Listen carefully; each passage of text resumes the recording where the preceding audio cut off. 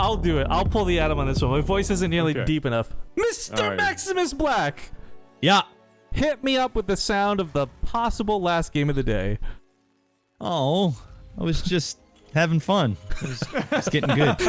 Oh, I've been here too many times. Oh. This is gonna go to ace. This is gonna go to an ace match like all the other ones. It's got it, That right? would be wild. Yeah. Guys, That would be absolutely wild. we need you to cheer. Press 1 in chat because it's the easiest way to do it. If you're cheering for this guy, if you want that ace match, to the bottom right, we've got the red Terran Soul on his last life. His opponent to the top left, though, looking for that clean victory and making me hate Protoss even more. It's Goblin. Man, So Goblin has what surprised does me a Soul lot. do here? Like, what is he? He's Look at down to his this. last life, as you said. So what does he go for? Does Okay. he go for some sort of cheese or what? I'm going to let you in on a real secret way to go about this, okay? This has actually been a proven method that's worked since pretty much, like, I first started getting into StarCraft. When you're down in the situation, you're down 0-2, and you lose, what you then do is go to Reddit, make a big post about it, get it on the front page, complain about Protoss. Blizzard sees this because they listen to Reddit more than they do their influencers. They adjust the game accordingly, and then next balance patch, you might be able to get that game. Oh, so next balance patch, you don't get any shield batteries anymore. So that's what you're saying. Or right? shield batteries aren't the only thing in the game that start with full energy, you know? I don't know. I'm just saying, like... What Awesome. if they made it so that shield batteries could only be built within a certain radius of a nexus? No. No. You know what I wanted desperately for Protoss is to not have the shield batteries, but to keep the mothership core, but give you an option for overcharge. So you can do 100 overcharge on your Nexus, or you can do a 50 overcharge for a pylon. I actually really, I don't envy the balance team. It's really difficult to listen to a lot of people's opinions. And, It is, and yeah. like what is best, what's not. And just to be clear, guys, whenever I balance mine in stream, it's 99% of the time sarcastic. So just as a, for those who don't know me type thing. But I think that Soul, I would have loved to see him get downright dirty. Do a little bit with Ziggy, do a little bit of his earlier games today, and just get some proxies, get some cyclones rolling. But so far, everything's been ineffective, and Goblin's been on top of him every step of the way. Yeah, it's been rough so far, and we'll see if he can pull the upset off. I mean, maybe a little bit of his confidence is out there. He hasn't been playing with that level of confidence that we've seen him play earlier on in the tournament, which is unfortunate. But it is what it is. Maybe it's the pressure of the grand finals. There's a lot of money on the line. There's a lot of eyes watching. You've got the worst two commentators in the history of StarCraft. Yeah. That's me and Adam, not you. Yeah. You know, casting your game. You know, the pressure's deep. It's you know, and to lose in front of the kids. That's the real shame, losing in front of the kids. Yo, we got the that big Goblin supporter, that Punisher guy. $3.65. As this one wasn't from Canada, so he speaks specifically finicky with his cents. No ace match, please. I need sleep. And then we had $5 coming from X Void slightly before that. Thank you guys both again for the kids, guys. All the donations, all the money today goes towards World Vision's charity. Yes, sir. And look at that. We got a little proxy going on here. This time, it's quite a bit further away. I doubt he's going to be doing the Void Ray thing this time around. Who knows? But it could be. I actually don't know. It's just hard a to gateway. tell at this point. The beauty Is of it a this, gateway? Yeah, it's not invested. Oh, shoot. So- Sorry, I thought that was a Stargate. Well, regardless of what we thought it was or wasn't, it's cool because this is not an investment that's a huge one. If you invest in a warp prism, that means you're committing to a Robotech path, right? This is just like 300-ish minerals that you put, not even 250 that you put towards faster warp ins. This is something that will let them reinforce the front lines, but also not overcommit with. Uh-oh. That Widow Mine! Bye-bye. Nicely placed Widow Mine there. I love Really random Widow nicely Mines.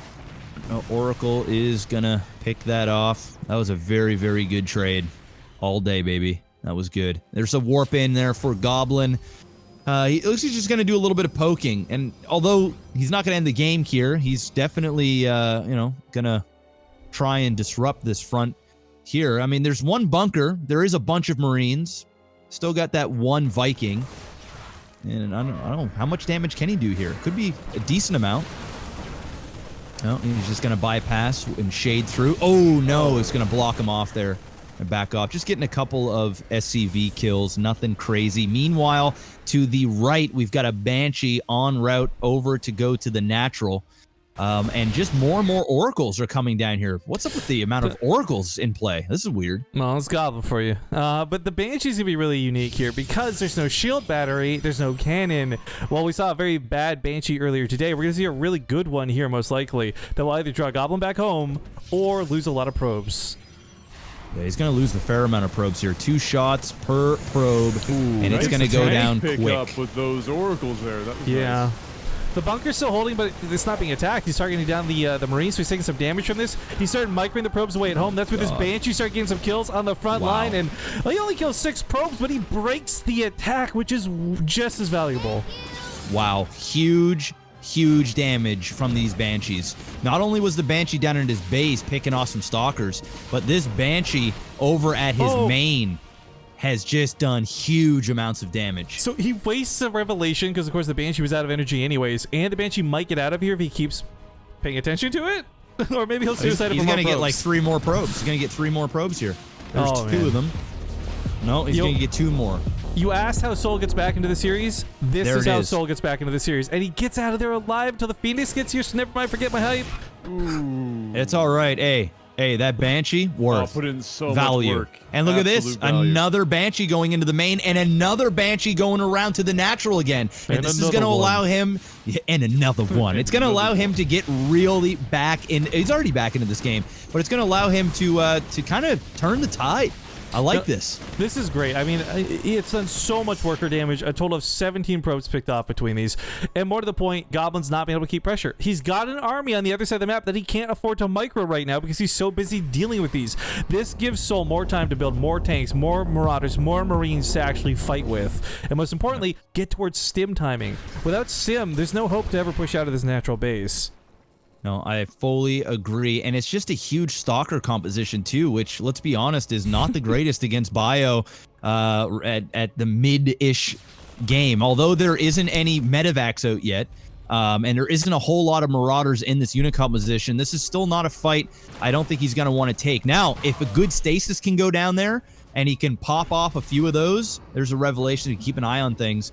But a nice stasis out around this area would be beautiful if the Marines went in. Then he could engage in this army. But trying to go in there right now is going to be very, very scary now with the siege tank and medevacs in play. Moving into the Templar. I'm going to interrupt because the donations, I think this one's worth reading, by the way. That's why I stopped, because I heard you talking. Go for it. Maytrip1987 donates $25 to say, get a train rolling for the last matches, guys. It's all for charities. You can all feel great by being generous. And then Honey Monster follows on quickly with a $5 offer to Adam. Adam, can we play a 1v1 if I donate $100? His minimum's $250. Yeah, it's $250. And it's expensive. Really, if there was ever, I mean, it's for the kids. But if there was ever to be a waste of money, that might be it. But yeah, it's $250. They're trying to get it cheap from our stream, right? They're coming over here trying to get it on the cheap. You know what though? Like that's the deal, right? $250. Because if you put the 250 and you get the 1v1 that you're looking for, but it also then gets cast by me and Jeff, I'm just saying, like 250 is a pretty good steal of a deal. Oh, and for the kids. For the kids. For the kids. For the kids. I feel like we're what is that? For the watch. But for the kids. I will happily spend 4 minutes getting my butt kicked. He's like expecting a great game. You just like SCV pull against him or something, like Pro Brush.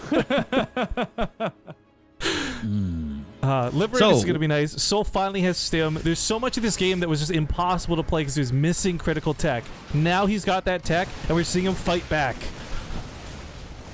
Well, I mean, I'm still super confused with the amount of oracles. I've literally have never seen a Protoss play at this stage in the game in Legacy of the Void, or this version of Legacy of the Void, that has so many oracles against a bio. And look, there's two scans and misses both of those stasis wards, which is kind of funny. But this is just a weird play, dude. Look at this. This was so sick. You get to put stasis wards down like creep when you've got this many oracles. Revelations tries to bait some. I mean, segment the army off. I don't know if he's going to take the bait. Oh god.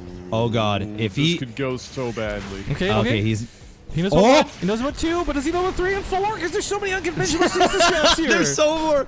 There's still more. Supposed to walk into it. Oh, he got 1. It's still not enough. Yeah, it's not enough to engage in, but this has definitely put Soul on like the real tentative path forward. He's not going to be pushing through so easily. Puts a scan down to see if there's nothing here, but let's also not forget he's got ghosts behind all of this. So whether it's an EMP to steal energy from the oracles or to just take the shields from the stalkers, Soul has a terrifying army. He's got, weirdly enough, an armor upgrade. His base is getting shreked. Absolutely Liberators denying all of this. Wow. Yeah, one's got 5 and 6 kills. GG. Wow, what a game, dude. What a game. And there's the GG. Soul taking it down.